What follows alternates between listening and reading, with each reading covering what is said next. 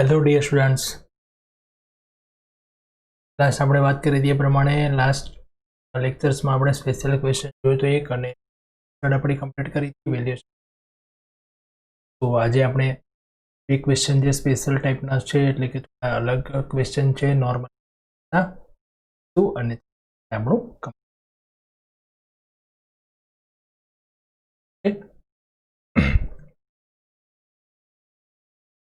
Question number છે 36. ABC ત્રણ question છે. First A. Calculate the fair value of equity shares of the company. Fair value of the equity share of the company. Equity share capital is 4 times then the 10% preference share capital. Equity share જે છે એ preference share capital કરતા 4 ગણા છે. Okay, બીજી સૂચના આપી છે એ પ્રમાણે જોઈએ. Face value of equity share 10. Equity શેરની ફેસ વેલ્યુ છે 10 રૂપીસ. બરાબર. ત્રીજી સૂચના છે intrinsic value 25 rupees per share. Average annual profit before 50% tax and transfer to general reserve. Expected rate of return 12% and net asset 10 lakh. Find કરવાનું છે આપણે અહીંયા ફેર વેલ્યુ. ઇન્ટ્રિન્સિક વેલ્યુ આપેલી છે. ઓકે, ચલો. તો ફેર વેલ્યુ માટે આપણે શું જોઈએ? હવે માર્કેટ વેલ્યુ. પહેલા આપણે પોઈન્ટ નંબર એ કરીએ છીએ, પછી બી અને સી. બરાબર. પહેલા એ માટે અહીંયા વિચારીએ આપણે. શું કહ્યું છે? ઇન્ટ્રિન્સિક વેલ્યુ તો આપી દીધી છે. માર્કેટ વેલ્યુ આપણે ફાઇન્ડ કરીએ તો ફેર વેલ્યુ. માર્કેટ વેલ્યુ માટે આપણે જરૂર શેની પડે? એવી વેલ્યુ તો જરૂર પડે આપણને નેટ પ્રોફિટની. ફોર્મ્યુલા શું છે market? Okay, net dividend rate divide by ERR, expected rate of return into net profit કઈ રીતે મળશે? એ આપેલું છે આપણને. યસ, એવરેજ એન્યુઅલ પ્રોફિટ આપ્યો છે બિફોર ટેક્સ છે. શું પડે? આપણે ટેક્સ બાદ કરવો પડે ને પછી પ્રેફરન્સ ડિવિડન્ડ પડે. જે પ્રેફરન્સ શેર કેપિટલ છે ખરી પણ આપેલી નથી. એની સૂચના પણ આપી દીધી, કેમ કે કહ્યું છે કે ઇક્વિટી શેર કેપિટલ જે છે એ પ્રેફરન્સ શેર કેપિટલ નહીં 4 ગણી છે, 4 ટાઈમ્સ. શું કરીશું? પ્રેફરન્સ શેર કેપિટલ કઈ રીતે મળશે? ઇક્વિટી શેરની ફેસ વેલ્યુ પણ આપેલી છે. હવે ઇન્ટ્રિન્સિક વેલ્યુ આપેલી છે તો એના પરથી કંઈ મળી શકશે? નેટ એસેટ આપેલી છે એના પરથી કંઈ મળી? ઓકે, ઇન્ટ્રિન્સિક વેલ્યુની ફોર્મ્યુલા શું છે? Net asset divide by number of equity share. તો એમાં પણ આપણને નેટ એસેટ આપેલી છે નંબર ઓફ ઇક્વિટી. તો નેટ એસેટ અહીંયા આપી છે, તેના પરથી આપણે number of equity share find કરી શકીએ. ઇક્વિટી શેરની ફેસ વેલ્યુ પણ આપેલી છે, તો ઇક્વિટી શેર મળી જાય. યસ, ઇક્વિટી શેર મળી જાય તો એના પરથી આપણને તો એ ટાઈપના ક્વેશ્ચન છે, તેમાં થોડું જો તો આપણને કન્સેપ્ટ ક્લિયર હશે શેર વેલ્યુએશનની બધી જે કેલ્ક્યુલેશન આપણે કરીએ તો આ ક્વેશ્ચન. ઓકે, ચલો સ્ટાર્ટ કરીએ. ઇન્ટ્રિન્સિક વેલ્યુ આપી છે, એના પરથી આપણે ગણીશું પહેલા shares. Net asset divide by number of equity share. Intrinsic value 25 છે, નેટ એસેટ એક આપી છે, નંબર ઓફ ઇક્વિટી મળશે અહીંયા આપણને 40,000 એન્ડ એની વેલ્યુ ગણીશું તો મળશે 4 લાખ. તો equity share capital is equal to 4 times of preference share capital. કેટલી થઈ જશે? Equity share capital is 4 times of preference share. આપણે શું divide by equity share capital. ફરી રિપીટ કરું છું ધ્યાનથી, જે હું વેટ એક ધ્યાનથી શબ્દ બોલે એના પર વધારે ધ્યાન રાખો. Equity share capital is 4 times of preference share capital. તો જે બેઝ અહીંયા શું છે? Preference share. માનો કે preference share capital is 1, then equity share capital is 4. Okay, equity preference share capital market વેલ્યુની ફોર્મ્યુલા છે આપણી rate of dividend divide by expected rate of return into paid up value પર net profit. તો average profit આપેલું છે આપણને before tax. Interest of NTI બાદ કરીએ નથી આપેલું. ટેક્સ બાદ કરીએ 50% 92,500 અને હવે બાદ કરી દઈએ પ્રેફરન્સ ડિવિડન્ડ. પ્રેફરન્સ ડિવિડન્ડમાં 10% આપેલો હતો, 10,000 બાદ કરી દઈએ તો 182. જનરલ રિઝર્વ પણ આપી છે તો 192,500 ના 20% બાદ કરીશું. આફ્ટર ટેક્સ બાદ કરવાનું છે આપણે, એના પર રિઝર્વ ગણવાની છે 1,40,000. કન્ફ્યુઝન ના રાખશો, અહીંયા આપણને ક્વેશ્ચનમાં બધી જ વસ્તુ આપેલી છે. જો transfer two general reserve net 20% of profit after tax, average profit આપ્યો તો before tax, rate of dividend હતું 10%, reference rate. So 1,44,000 divided by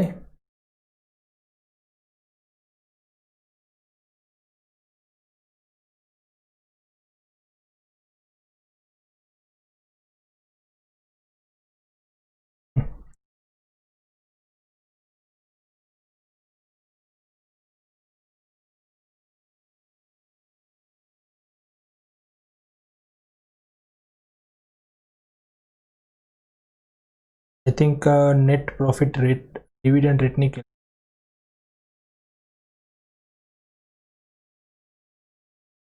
yes 1,44,000 divided by 4 lakh આપેલી છે નીચે. 1,44,000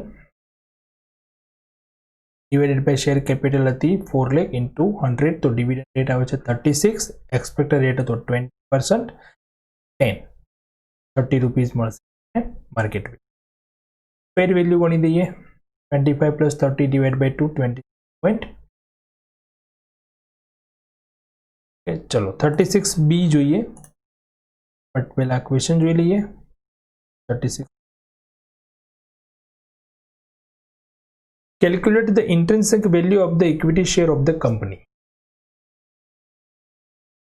equity share of the company આપણે ઇન્ટ્રિન્સિક વેલ્યુ ગણવી છે. Preference share આપેલા છે, ઇક્વિટી શેર પણ આપેલા છે, બંને ફૂલ્લી પેડ છે. External liabilities, revenue reserve and fixed ટીએસ વિગત. ઇન્ટ્રિન્સિક વેલ્યુની ફોર્મ્યુલા છે આપણી net asset divide by into. તો નેટ એસેટ મળી શકશે એમાં ક્યાંય? એસેટ્સ જ કંઈ નથી આપી, only liabilities, external liability, revenue reserve આપણને આપી છે. એસેટમાં પણ ખાલી શું આપ્યું? ફિક્સ્ડ ટીએસ એસેટ આપી, જેની જરૂર જ નથી હોતી એ આપી છે.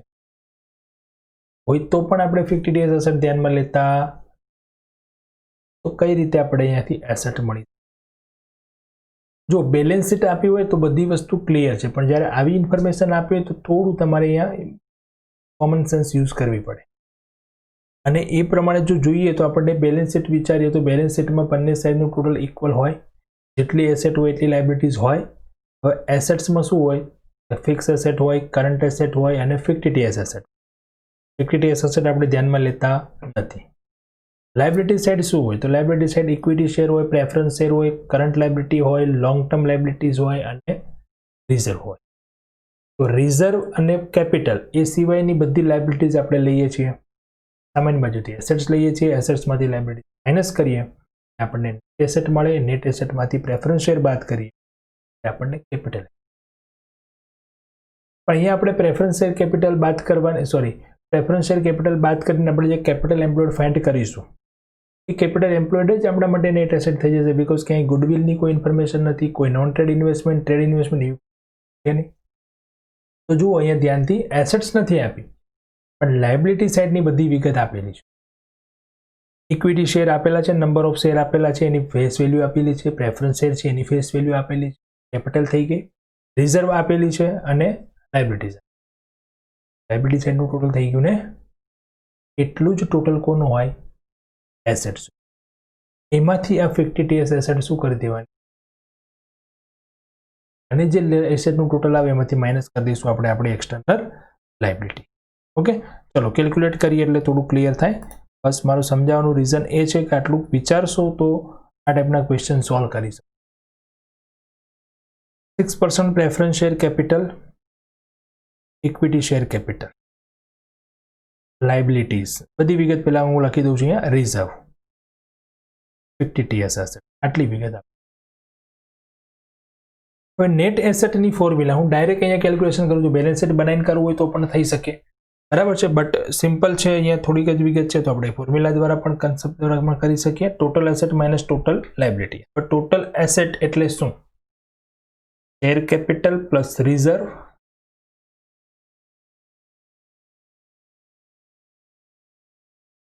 છે plus total liabilities minus total liability. સમજો અહીંયા ફોર્મ્યુલા મેં શું લખી? Total asset minus total liability. Net એસેટની ફોર્મ્યુલા છે. હવે ટોટલ એસેટ એટલે શું? તો ટોટલ એસેટ એટલે લાયબિલિટી સાઈડનું એક ટોટલ, કારણ કે એસેટની કોઈ વિગત આપણને આપી. તો share capital plus reserve plus total liability, આ ત્રણેયનું ટોટલ કરું હું તો ટોટલ એસેટ મળી જાય. અને એ ટોટલ એસેટમાંથી 50 TS એસેટ મારે શું કરવી પડે? માઇનસ કરવી પડે. આ ટોટલ એસેટ મળે એમાંથી બાદ કરવું. શેર કેપિટલ મળી ગઈ 9 + 9, રિઝર્વ આપેલી છે ઉપર જો 70,000, 50 TS એસેટ છે 7,000, ટોટલ લાયબિલિટીઝ છે 150 અને ટોટલ લાયબિલિટી પાછી 1.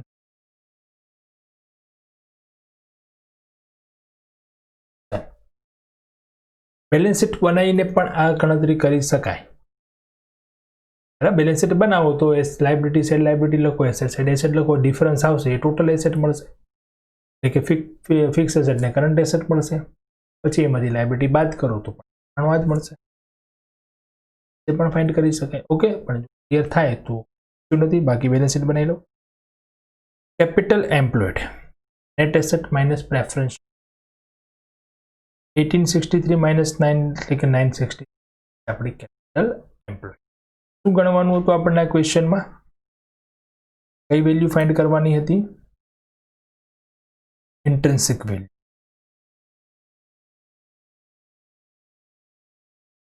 ચલો, તો intrinsic value of shares net asset divide by number of equity.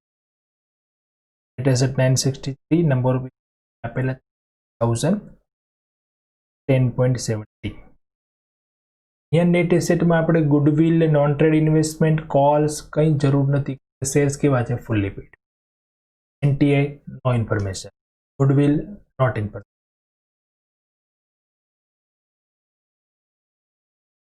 Question number 36.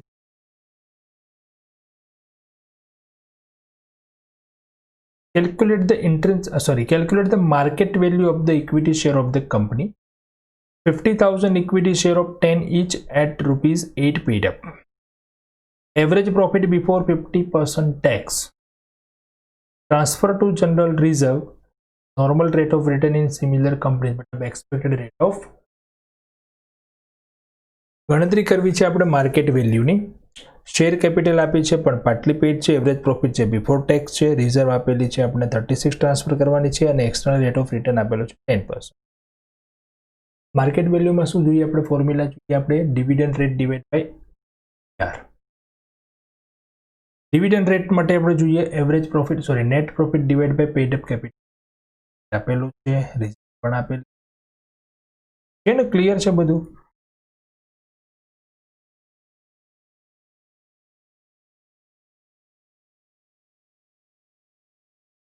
તો equity share capital paid up થઈ ગઈ આપણી 4 લાખ. એવરેજ પ્રોફિટ આપે તો 250, 50% ટેક્સ બાદ કરી દઈએ 125 આવશે, માઇનસ જનરલ રિઝર્વ કરી દઈએ 1000 મળે છે પ્રોફિટ ઓફ ડિવિડન્ડ.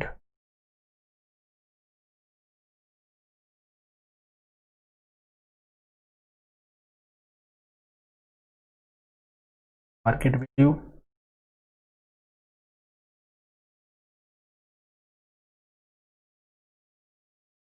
clear છે friends?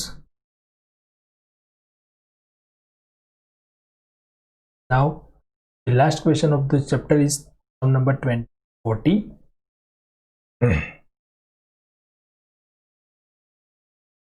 From the following information, find out the amount of preference.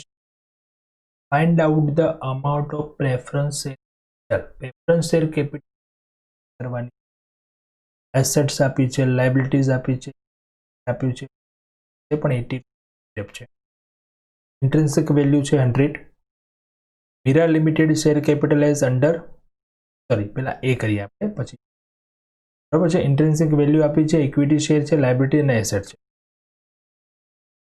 ચલો હવે અહીંયા આપણે પ્રેફરન્સ શેર ગણવા છે તો કઈ રીતે ગણી શકશું? એસેટ્સ માઇનસ લાયબિલિટી કરો તો શું મળે? એસેટ્સ માઇનસ લાયબિલિટી કરીએ તો મળશે આપણને નેટ એસેટ, પછી net asset divide by number of equity share તો મળશે intrinsic value. But net asset જે અહીંયા મળે એ નેટ એસેટમાંથી શું બાદ કરવું પડે? પ્રેફરન્સ શેર કેપિટલ, જે આપણને આપી નથી, જે તો આપણે ફાઇન્ડ કરવાની છે. તો net asset is divided by આપણે નંબર ઓફ ઇક્વિટી શેર લખીએ તો એ ફોર્મ્યુલામાં આપણે એવું લખી શકીએ net asset minus preference share capital number of intrinsic value છે. Intrinsic value is equal to net asset divide by number of equity share. આ ત્રણમાંથી કોઈ એક વિગત નથી તો આપણે ફાઇન્ડ કરી શકીએ. સો નેટ એસેટની ફોર્મ્યુલા આપણે વાઇટ કરી દઈએ, net asset minus preference share તો મળવાની જ છે આપણને અહીંયા 38 માઇનસ. ઓકે ચલો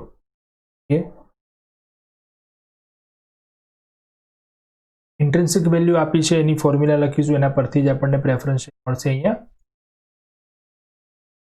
number of equity share find કરી લઈએ, 16 lakh divide by 80 paid up હતા એટલે 20,000 થશે. ઓકે 100 રૂપીઝ ઇન્ટ્રિન્સિક વેલ્યુ છે, net asset divide by 20,000, so net asset અહીંયા મળશે આપણને 20 લાખ. બટ આ નેટ એસેટ જે છે એ કેવી છે? માઇનસ પ્રેફરન્સ શેર માઇનસ કર્યા પછીની છે.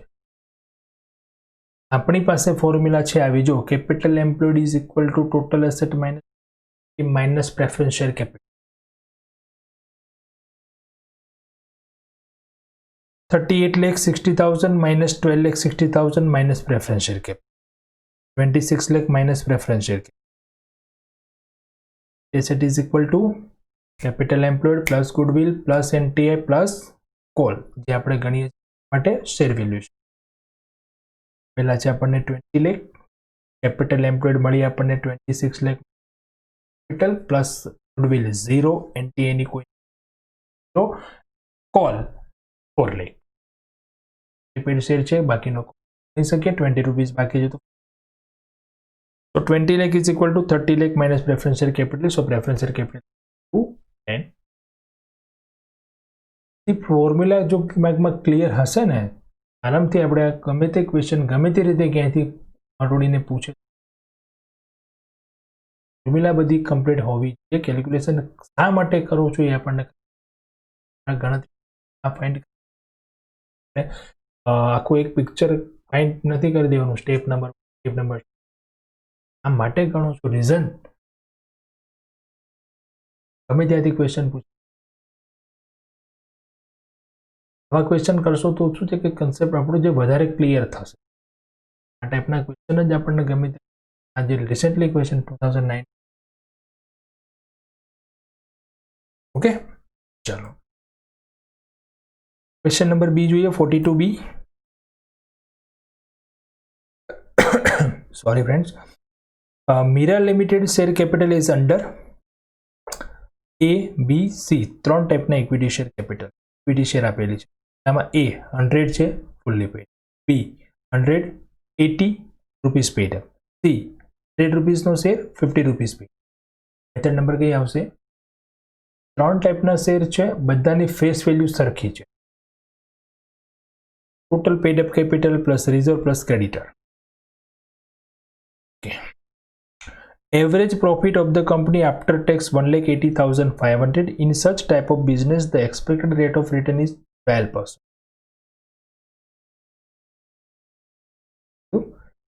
Expected rate of return 12%. Find out net asset method and yield method. Value of share. Net asset method એટલે કઈ વેલ્યુ ગણવાની? Intrinsic value. અને yield method એટલે કઈ વેલ્યુ ગણવાની? Market value. ઓકે, બંનેનું ખાલી મેથડનું અહીંયા નામ ચેન્જ કર્યું છે. તો ચલો હવે અહીંયા નેટ એસેટ મેથડ છે એમાં આપણે જરૂર શું પડે છે net asset divide by number of share છે 3 ટાઈપના શેર છે ફુલ્લી પેડ એકમાં પાર્ટલી પેડ બીજામાં પણ પાર્ટલી પેડ તો નેટ એસેટ કઈ રીતે ગણશો અહીંયા એસેટ્સ લાયબિલિટીઝ ની તો કોઈ વિગત આપી જ નથી લાયબિલિટીમાં ઓનલી ક્રેડિટર્સ આપેલા છે જો બરાબર છે નેટ એસેટ કઈ રીતે ગણશો તો મીરાની શેર કેપિટલ આપેલી છે પ્લસ રિઝર્વ કરેલી છે પ્લસ ક્રેડિટ મતલબ આપણને બેલેન્સ શીટની એક સાઈડ આપેલી છે સામેની સાઈડ શું હોય એસેટ હોય એસેટ જે છે ટોટલ કેટલી હશે 20 લાખ એમાંથી આપણે ક્રેડિટર્સ લાયબિલિટી બાદ કરી દઈશું શું મળી જશે net asset preference share capital તો ક્યાંય છે નહીં આમાં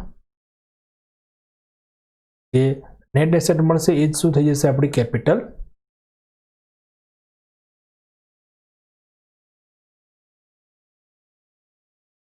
સોરી 42B છે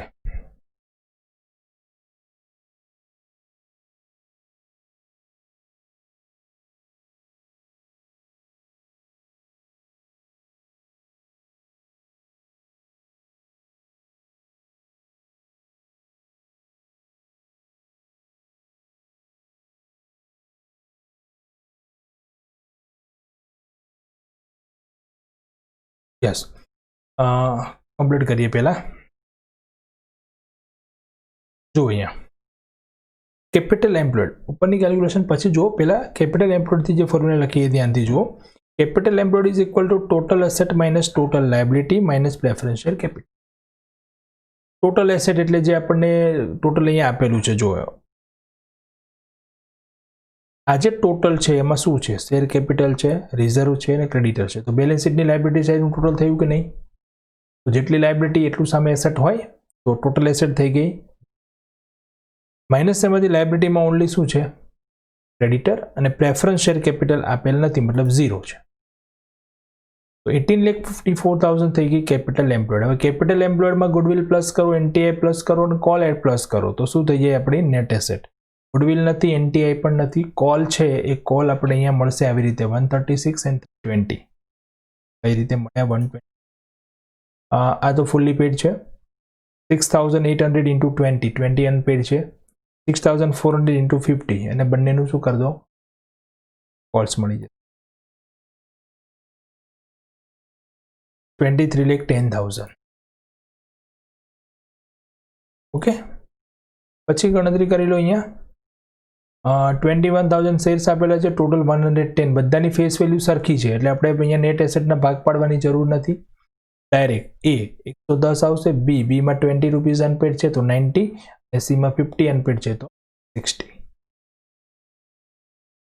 ઓકે ફર્સ્ટ મેથડ ગણાઈ ગઈ સેકન્ડ મેથડ જોઈએ market value dividend rate divide by expected rate of return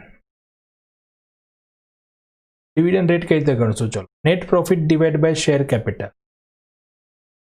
into 100 okay net profit 180,500 ક્યાંથી લાયા નેટ પ્રોફિટ જો નેટ પ્રોફિટ આપણને આપેલો તો હતો જ 1,80,500 કેવો હતો આફ્ટર ટેક્સ હતો અને એક્સપેક્ટેડ રેટ ઓફ રિટર્ન હતો 12%. હવે આફ્ટર ટેક્સ છે નથી ક્યાંય નોન ટ્રેડ ઇન્વેસ્ટમેન્ટ જનરલ રિઝર્વમાં કેટલી રકમ ટ્રાન્સફર કરવી એ પણ સૂચના નથી આપી તો આ નેટ પ્રોફિટ છે એ જ પ્રોફિટ આપણો અહીંયા પણ ગણાશે બંને માટે સેમ જ ગણાય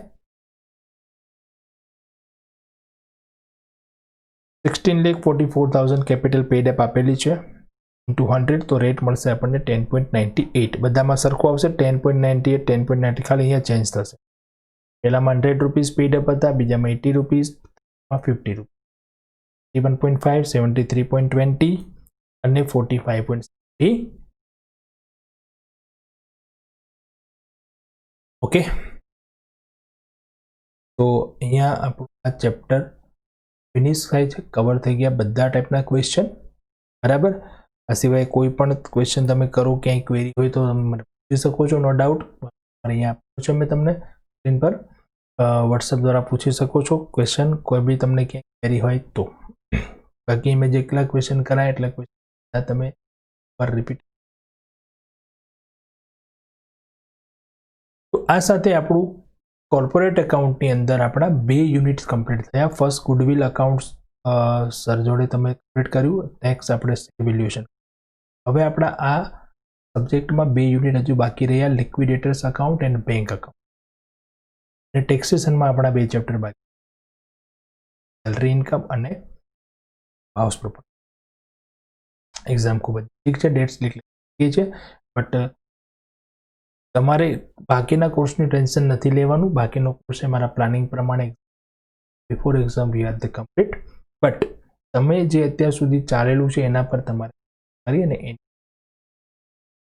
જે નથી ચાલે એ ચેપ્ટર હવે ચાલશે, એટલે એનું તમારે એક્ઝામ ટાઈમે પછી રિવિઝનની જરૂર નહીં રહેવાની.